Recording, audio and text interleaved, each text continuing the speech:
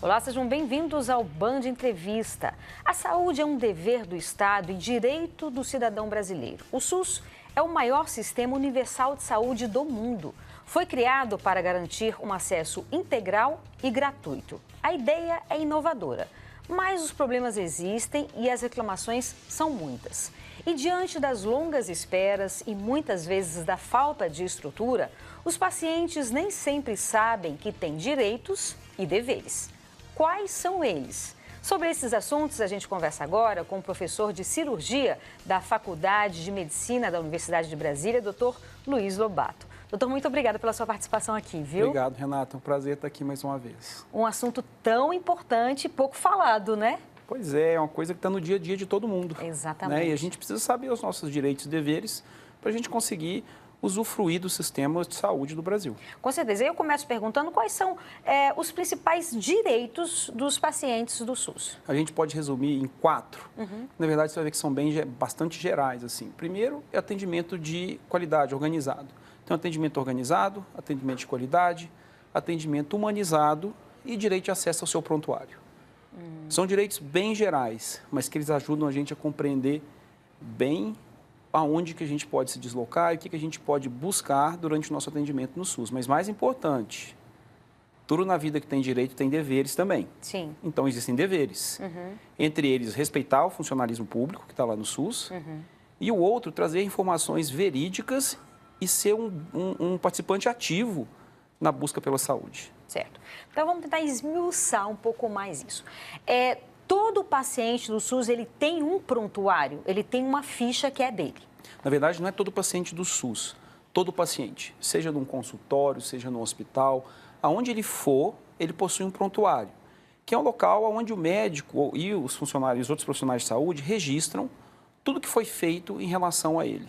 Inclusive, na Faculdade de Medicina, a gente ensina aos alunos a preencher aquilo ali muito adequadamente, porque aquilo ali serve para... Eu estou escrevendo aqui, um outro colega que vai olhar, ele consegue ler a história do paciente.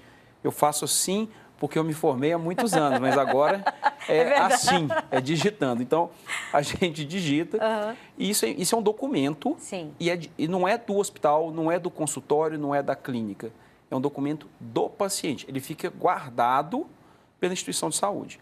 Mas o prontuário pertence ao paciente, o paciente tem direito de consultá-lo na hora que ele quiser. Então, se o paciente for a alguma consulta, ele pode pedir, doutor, eu quero ter acesso ao meu prontuário. E o doutor, o médico, ele tem a obrigação de dar ao paciente aquele prontuário. Eu vou te dar um exemplo até melhor do que esse. Eu sou cirurgião e eu opero casos, às vezes, muito complexos. Pacientes já foram operados várias vezes. A primeira coisa que eu peço é que eles tragam para mim a descrição das cirurgias anteriores, porque toda vez que a gente opera alguém, a gente descreve a cirurgia e esse documento vai para o prontuário. E aí eu peço, olha, busca no hospital que você operou a descrição para eu saber exatamente o que foi que os outros cirurgiões já fizeram. E isso aí existe... Poxa, eu tenho paciente que traz descrição feita à mão, operada há 30 anos, está lá no hospital, está lá no documento. Esse é um documento que existe. Então, isso já é bem comum, já é uma rotina e as instituições de saúde sabem muito bem disso. É muito comum também, doutor, enfim, a gente sabe que há uma demanda muito grande, falando do SUS, né? Há uma demanda muito grande, o número de médicos, pelo que eu entendo, é pequeno para atender essa demanda. Então, em geral, as consultas são muito rápidas, né? Exatamente por conta de toda essa estrutura. Então, é muito comum os pacientes irem a uma consulta e sequer entenderem, saírem dessa consulta e muitas vezes se perguntar, e aí, vamos supor, você pergunta... ou para o seu pai, né, para a sua avó, para quem quer que seja. E aí, o que você tem, o que o médico falou para você e o paciente fala assim, não, eu não sei. Não, mas como é que você não sabe? O que você tem, qual é a sua doença, esse remédio é para quê? E as pessoas não sabem. É verdade isso? Nossa, isso é uma verdade. Isso aí é uma conjunção de falta de exercer o direito com falta do dever. Sim. Porque eu entendo claramente que é direito do paciente saber o que ele tem. Toda pessoa que estiver em casa agora nos vendo, ela tem que entender que quando ela vai no médico, ela tem que sair de lá sabendo o que é que ela tem. Sim. Se ela não sabe o que é que ela tem, ela não consegue entender como que ela vai tratar. Perfeito. Só que se por um lado cabe ao profissional de saúde informar isso, também cabe à pessoa perguntar isso. a pessoa que utiliza um sistema de saúde, ela tem que entender que ela tem que sair de lá com a informação. O que eu tenho? Sim. Como que eu trato? A forma de tratamento e tal, a gente vê muitas vezes assim, a pessoa que está esperando uma cirurgia há bastante tempo. Ela tem direito de saber, tá bom, eu vou operar, existe uma fila. Quanto tempo em média está demorando essa fila? O paciente ele tem que entender também que ele tem que ser um participante ativo da consulta. É claro, e não estou isentando nenhum médico, nenhum enfermeiro, ninguém, nenhum fisioterapeuta ou odontólogo de uma responsabilidade de prestar informação. Mas você precisa prestar informação e a pessoa precisa ouvir. E quando ela não entender, ela entender que ela tem direito de perguntar, doutor, eu não entendi. Durante as aulas, eu falo muito com os alunos assim, se você explicou uma coisa para um paciente e o paciente não entendeu, o problema é seu, não é dele. Você que tem que conseguir falar com ele de uma forma que ele entenda. Só que para isso você precisa saber que ele não entendeu. O que acontece muitas vezes é que a pessoa está chocada pela notícia ou está com tanta coisa num ambiente diferente, ela não pergunta, ela não consegue perceber. Aí o médico, com o tempo, ele consegue avaliar, olhar pela feição, ver que a pessoa não entendeu, mas ter a pessoa participativa é muito importante. Isso tem muito a ver com o jornalismo também, né? Porque, assim, é a questão de você traduzir para o seu telespectador, né? Porque não adianta você, como médico, falar uma linguagem que o seu paciente não vai entender. Né? Tem muito isso. Eu, como jornalista, nós, como jornalistas, a gente tem que traduzir. É igual um chefe meu falava, a dona Maria entendeu isso, o seu João entendeu isso, porque senão você está falando para quem? Você não está falando para o seu público, né? E é muito interessante porque eu percebo que muitas vezes, doutor Lobato, as pessoas se sentem ou inferiorizadas ou constrangidas, né? Diante de um médico. E às vezes não perguntam, porque exatamente se sentem tímidas, né? Não conseguem ter essa liberdade de perguntar, doutor, eu não entendi, o senhor pode falar para mim mais uma vez? E assim, e o que a gente está falando aqui é tudo com respeito, você pode perguntar 500 mil vezes, né? Porque a gente não está falando de falta de respeito, não é isso, muito pelo contrário.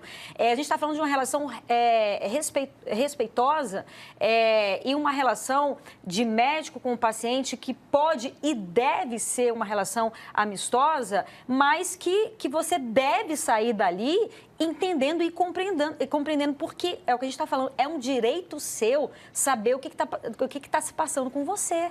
Eu acho que tem um detalhe importante, assim, que tudo passa pela conscientização do direito. Direito à saúde está na nossa Constituição Federal. Eu me lembro que uma vez, e isso às vezes, Renata, a gente tem dificuldade de entender nas coisas mínimas. Eu me lembro, eu já fui professor de cirurgia da Faculdade de Medicina da Universidade Federal de Minas Gerais.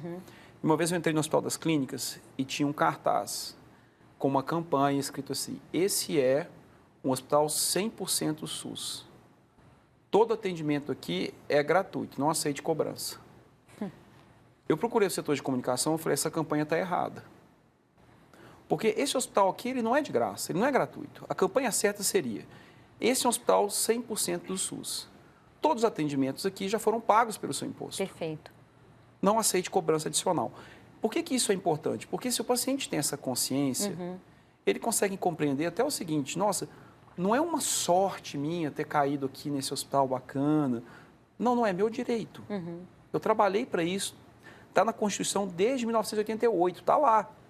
Então, essa conscientização, ela é muito importante porque ela ajuda, inclusive, a pessoa a entender que, sim, ela tem o dever e ela tem o direito de se manifestar e de perguntar e de questionar tudo o que ela quiser dentro do consultório médico.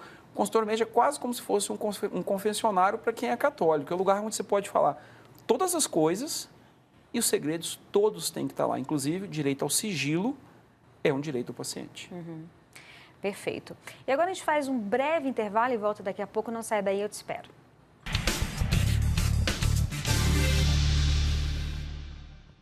Estamos de volta com o Band Entrevista, hoje falando sobre os direitos e deveres dos pacientes do SUS. O nosso entrevistado é o professor de cirurgia da Faculdade de Medicina da UNB, doutor Luiz Lobato. Doutor, nós fomos às ruas escutar um pouco as pessoas sobre essa questão dos direitos e deveres do SUS, entender um pouco o que as pessoas compreendem, né? Ou as reclamações, enfim, sobre o Sistema Único de Saúde. Vamos ver. Como é precisar da saúde pública e às vezes nem saber o que é seu de direito. É frustrante, né? Porque você vai atrás, porque você precisa, né? E acaba que você sai de lá. Isso aconteceu comigo recentemente, né? Eu tive dengue, né? Em um lugar, aqui no Guará mesmo, eu fiz os exames, era dengue. Quando eu fui para a UPA do Gama, não era, aí eles falaram que não era dengue. Então isso aí eu acho que é uma falta de atenção. Eu não sei o que aconteceu, só que eu fiquei ruim mesmo, né? Tem pouco tempo, tem uma semana mais ou menos. É ruim essa falta de informação, que é aquilo que a gente estava falando, né? Nossa, é muito ruim. A pessoa, ela tem que ter o direito de saber o que ela tem. Sim. Pensa na angústia dessa senhora. Sim. Ela foi para casa no momento que a dengue estava fervendo aqui em Brasília, no Brasil todo, e ela foi para casa sem saber o que ela tem. Às vezes ela tem que saber até que não se sabe o que ela tem. Sim. Às vezes pode virar e falar assim, ó, dona Renata, a gente não sabe exatamente o que a senhora tem, mas a gente entende que a senhora tem uma síndrome gripal e o ideal é que a senhora faça isso, isso e isso. Claro. E caso a senhora piore, a senhora procure exatamente este lugar. Sim. Essas informações sobre o diagnóstico, sobre o que tem que fazer. E o que tem que fazer é identificar, não só o tratamento na hora, não. Identificar quando a coisa está ficando mais grave e aonde a pessoa tem que buscar o recurso. Esse é um direito fundamental do cidadão brasileiro.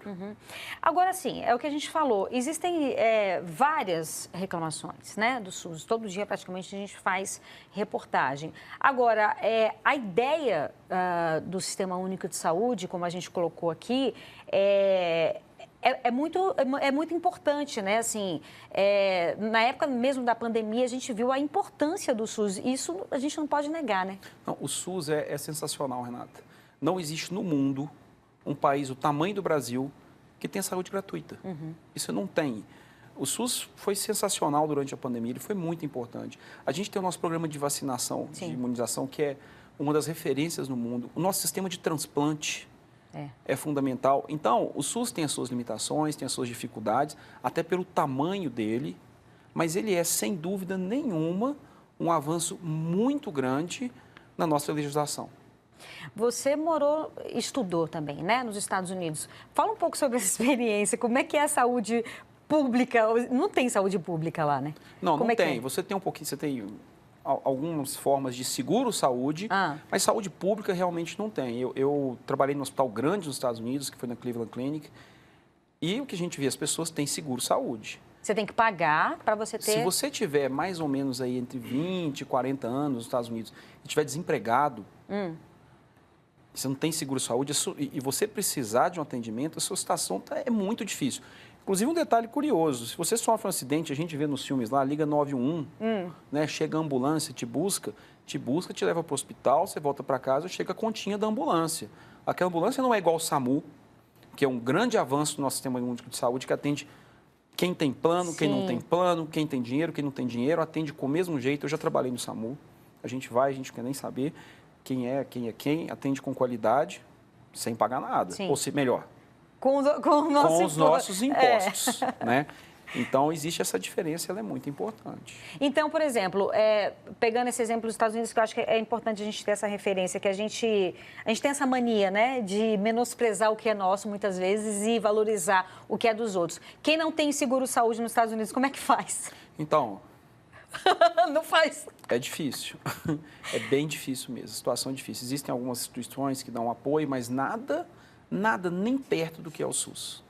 Pois é. Então, voltando aqui, essa questão da autonomia também do paciente, quer dizer, qualquer procedimento que for necessário fazer, que o médico ou o hospital tiver que fazer, tem que ter a permissão do paciente, se ele tiver, obviamente, pronto, né, para dar essa permissão, ou da família? Como é que A figura paternalista daquele médico que decidia, que falava as coisas para o paciente, isso não tem sentido nenhum.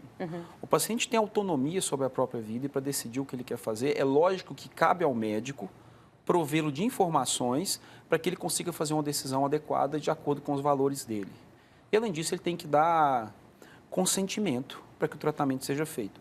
Isso não é novo, não, viu? Isso aí remonta a mais de 2000 anos. Uma vez eu estava conversando com o desembargador de Aulas Ferreira e ele me trouxe um exemplo bíblico sobre isso. Que quem é cristão e conhece a história de quando Jesus estava saindo lá de Jericó, e aí um cego começou a gritar pelo nome dele. E aí ele chamou, falou, traz ele para mim, e virou para o cego e perguntou, o que queres que eu faça? E aí ele disse que eu volte a enxergar, e ele fala, levanta e vai, enxerga, sua fé te curou. Observa que nessa frase, nessa passagem aí, era muito fácil de ver que a pessoa era cega. E mesmo assim foi perguntado, o que queres que eu faça? Esse é o momento em que a pessoa, ela dá o consentimento, ela dá informação sobre o que ela quer fazer. Ela informa, ela tem autonomia de falar, não, eu quero enxergar, quero que você me faça enxergar. E ela dá consentimento. Então a gente observa que o consentimento e autonomia são pontos que existem há bastante tempo em todas as formas de cura. E eles não podem deixar de existir agora. Mas também cabe ao paciente entender que ele tem que participar das decisões. Isso, às vezes, a pessoa não quer muito. Quando o paciente vira para mim e fala assim, doutor, eu queria que... Não, faça para mim o que o senhor acha que seria melhor. Faça para mim o que o senhor faria para o seu pai. Eu lembro que quando eu comecei a ser médico, tinha uma frase que me assustava, que me incomodava muito, porque eu sempre ouvi dos meus pais, de todo mundo, que a gente tem que fazer pelos outros o que a gente gostaria que fosse feito pela gente. Mas a Renata é diferente de mim. Como é que eu vou fazer para a Renata o que eu gostaria que fosse feito para mim? Eu gastei um tempo, e aí lendo um livro que eu até recomendo que todo mundo leia, da Ana Cláudia Arantes, que é um livro sobre a morte, em que ela fala que o mais importante é a gente ouvir como a gente gostaria de ser escutado. E na hora que eu percebi isso, aí fez toda a diferença, assim. E às vezes você não precisa de muito tempo para poder ouvir. Claro que na consulta no SUS é mais corrido do que uma consulta no sistema privado, mas a capacidade do médico de ouvir o paciente com atenção, ela economiza muitas outras consultas. Agora aí também entra aquela questão, né, do paciente compreender toda a situação, né? Que eu lembro quando minha mãe estava internada, aí a questão de entubar ou não entubar, porque para a gente que é leigo também é muito difícil para a gente fazer essas escolhas, né? Então, assim, o esclarecimento, né, do profissional esclarecer aquela situação realmente para que a gente possa fazer essas escolhas também, né? Não, isso é fundamental. E assim, saindo um pouquinho do hospital, indo para a parte do posto de saúde, da parte do ambulatório, a gente sabe que as consultas são mais rápidas. Mas existe uma coisinha que os pacientes podem fazer, pequenas coisas, que vão melhorar muito a consulta. Sim. Uma delas faz uma listinha. Sim. Com todos os problemas de saúde que você tem e os remédios que você toma. Sim. Pega os exames que você vai levar e já organiza eles em ordem cronológica. Fala com a sua família, pergunta quem tem tal problema de saúde, quem tem, e leva isso anotado. Só de você chegar... Otimiza demais. Se você chegar dentro do consultório e falar, ó, doutor, quais remédios o senhor toma? Esses aqui. Quais exames que você tem? Esses aqui, ó, que começa de trás para frente, do mais antigo para o mais novo, ou vice-versa. Isso já otimiza tanto, aí você tem bastante tempo, dentro do possível, para poder ter esse esclarecimento, que no final das contas é o mais importante, porque senão você vai lá, conversa, o médico sabe o seu diagnóstico, sabe o que tem que fazer, mas você não sabe. E aí a coisa não anda. E assim, aquela questão também que a gente estava falando, né? Porque muitas vezes o médico prescreve ali os medicamentos e o paciente não sabe para que são aqueles medicamentos. E é extremamente importante você saber para que são aqueles medicamentos. E é aquela curiosidade que você tem que ter, é importante você ter, é importante você saber.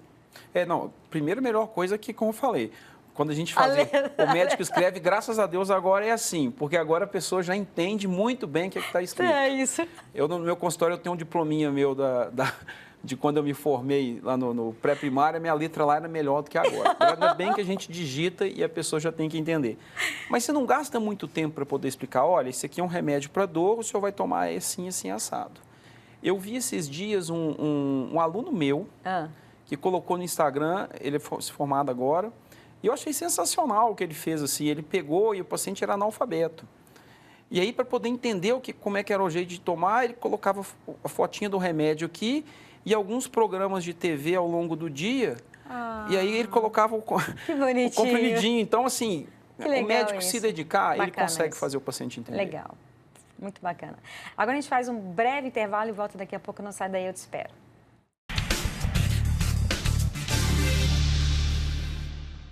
Estamos de volta com o Band Entrevista, hoje falando sobre os direitos e deveres dos pacientes do SUS. O nosso entrevistado é o professor de cirurgia da Faculdade de Medicina da UNB, Dr. Luiz Lobato. Doutor, nós falamos sobre vários aspectos aqui. Queria saber se tem alguns aspectos que você gostaria de esclarecer aqui para os nossos telespectadores. Sabe um ponto que eu acho muito importante, onde eu percebo que existe uma falha, e eu não sei muito bem qual que é a origem dessa falha. As pessoas não sabem quem são os médicos dela. E isso é uma coisa que não é só do sistema de saúde público, não. Isso acontece também no sistema privado. Eu tenho uma frase que ela pode parecer um pouco estranha na primeira vez que a gente escuta, mas eu acredito muito nela, que o paciente tem que ter dono. A pessoa tem que saber que ela tem um médico dela. Então, assim, vou te dar um exemplo. Eu tenho vários pacientes, eu conheço, que não, tanto no sistema privado como no sistema público, a pessoa vai, ela chega no hospital, ela fica internada, ela vai embora e se pergunta, qual que é o nome do seu médico? Não sei.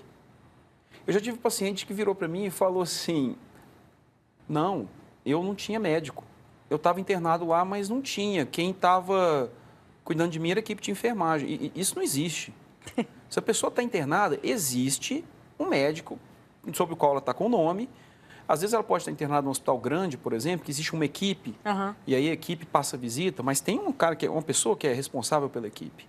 E todo paciente tem que saber isso, porque uma das coisas mais angustiantes durante uma internação, por exemplo, é a dúvida. Sim. E às vezes um mero esclarecimento, uma pequena coisa assim do tipo, doutor, quando é que vai fazer tal exame? Você tem que saber para quem que você pergunta. E quando você não tem a menor ideia de quem que você pergunta, você vai ficando tão ansioso porque vai fazendo um telefone sem fio. Sim, claro. Isso gera problemas graves. Então, eu acho que essa é uma falha que eu observo que existe tanto no sistema de saúde privado como no sistema de saúde público. Eu não acho que é uma falha do sistema, eu acho que é de todos os componentes do sistema, inclusive o paciente. Porque ele nem tem consciência de que ele tem um médico. Eu não sabia. Eu já fiquei internada algumas vezes e eu confesso para você que eu não sabia. E tem alguns colegas aqui que têm alguns familiares internados e também não sabia. Então, por exemplo, vamos supor, eu estou com a mãe internada no SUS. Então, tem um médico que é responsável pela minha mãe. É isso? Claro, tem um médico. Ela pode, às vezes, até estar num hospital terciário que tem uma equipe que está cuidando dela. Mas não é uma equipe que cada um está fazendo uma coisa da sua cabeça. Existe uma equipe que discute, que atende essa paciente, que passa visita. Às vezes, por exemplo, eu já trabalhei muito no hospital com residente. O residente vai, passa visita, conversa com o paciente, mas discute comigo. Sim. Ou discute com uma outra pessoa do serviço. Assim, existe um médico. Se a pessoa operou, ela foi operada por um médico. Era no plantão, vai passar para o pós-operatório, vai ter uma outra pessoa que vai atender. Sim, mas qualquer paciente que estiver internado no hospital, ele tem um médico. Ninguém vai ficar internado no hospital sem ter um médico, um responsável. O medicamento que a pessoa toma, a dipirona que ela tomar, ela foi prescrita, assinada, carimbada por um médico. E assim, obviamente, médico, né? Como a gente estava falando, né, dos direitos, eu tenho o direito de ter acesso a esse médico e de perguntar sobre tudo que diz respeito àquele meu ente querido que está internado, ou mesmo eu mesma se estiver internada, né? Mais que isso, você tem dever. Sim. Você tem dever de fazer isso. Porque muitas vezes a pessoa que está lá, o médico que está cuidando, que está passando visita, e que passou, e que olhou, e que está tomando as condutas, ele nem sabe que o paciente não sabe. Ele chegou ali, ele atendeu, ele conversou, ele olhou, ele voltou, evoluiu, prescreveu, foi atender outra pessoa, e às vezes ele não tem a percepção que aquela pessoa que foi atendida não sabe que ele é o médico responsável. Então, cabe também ao paciente, né, exercer o seu direito e ter o dever de perguntar: olha, quem que é o meu médico? Qual que é o nome do senhor? A gente está numa época que a gente não está nem... A gente está tão digital que a gente às vezes nem esquece de perguntar o nome das pessoas. É verdade. Qual é o nome da senhora, olhar doutora? No olho, isso. Né? Qual é o nome da senhora? A senhora que está cuidando de mim? Doutora Renata, que bom que a senhora está cuidando de mim. Vou sair daqui e vou perguntar quem que era a sua médica. Quem me operou foi a doutora Renata. Então, isso é um dever do paciente ter essa busca ativa. toda vez que a gente tem um conhecimento de um direito, a gente ganha um dever. Então, as pessoas que estão nos vendo agora, se elas têm conhecimento desse direito, elas passam a ter o dever também de buscar essa informação. Agradeço demais os seus esclarecimentos, viu? Com certeza, muita gente ficou sabendo dos seus deveres, dos seus direitos e certamente vai ter uma outra perspectiva daqui para frente. Muito obrigada, viu? Renata, é um prazer estar aqui de novo com você, estou sempre à disposição e obrigado por essa oportunidade de trazer para a população esclarecimentos tão importantes. Maravilha. O Band Entrevista fica por aqui. Você pode nos acompanhar pelo YouTube, no canal Band Brasília e no Spotify, no endereço TV Band Brasília. Obrigada pela sua companhia, aproveite seu fim de semana e até sábado que vem. Um beijo. Tchau, tchau.